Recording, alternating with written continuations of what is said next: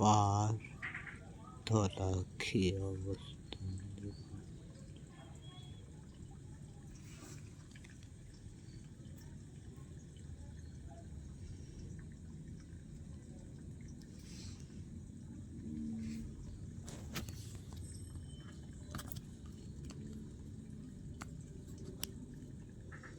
এখানে ডিপ হয়ে গেছে পুরো, দেখুন কতটা ঢুকে যাবে ভিতরে।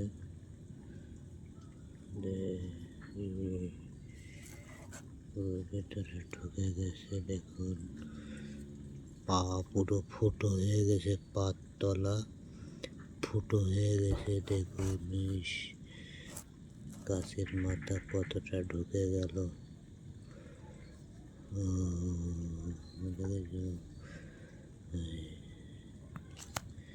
পুরো ফুটো হয়ে গেছে। আমাদের এটাও দেখুন, এটাও ফুটো হয়ে গেছে।